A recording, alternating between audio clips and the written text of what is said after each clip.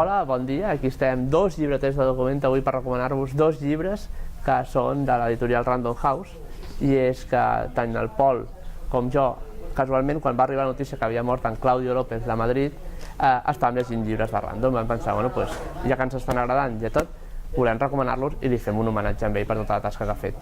Llavors, Pol, tu quin llibre estaves llegint? Vas començar tu abans que jo. Conversacions entre amigos, de Sally Rooney, que és un llibre sobre dues noies de Dublín, de 20 i pocs anys, universitàries, que reciten poesia, fan recitals sovint, i llavors coneixen a una dona d'uns 10 anys més gran que ella, que també escriu poesia, i després també coneixen el seu marit.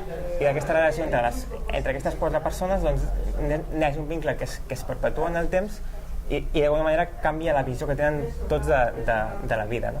I tu deies que aquest llibre té un detall o té una manera d'escriure que... Què? Sí, perquè ho escriu en primera persona una de les noies, que és la Francis, i és com un relat molt íntim en el que parla molt de les sensacions que té ella respecte als altres i respecte a com està ella mateixa, i de coses que no explica ningú, que nosaltres podem veure però que ningú més sap, i de com aquests malentesos que generen entre allò que penses però mai dius. Això és una cosa que es fa molt poc en literatura i que, en realitat, quan ho descobreixes és guai, no? Saber que tu com a lector tens uns secrets que comparteixes amb qui escriu, però que els altres personatges no ho saben. I això crea un joc de que tu estàs participant en la creació de la novel·la, també, no? No és veritat, però sembla. Aquesta neutralitat jo l'he trobat també molt amb els Kentuckys, de la Samantha Zeppelin, llibre que jo pensava que era una traducció de l'anglès o de l'alemany o alguna cosa, i no, que senyora és de Buenos Aires, i s'inventa una cosa que podríem classificar com a ciència-ficció, que és que tu compres un Kentucky, que és un peluig, que tu te'l poses a casa, i una altra persona compra una llicència a qualsevol lloc del món i un servidor d'internet te'l lliga, i llavors algú controla el teu Kentucky que tens a casa. I això, que és ciència-ficció o no, vés a saber si això és possible ara, i es fa...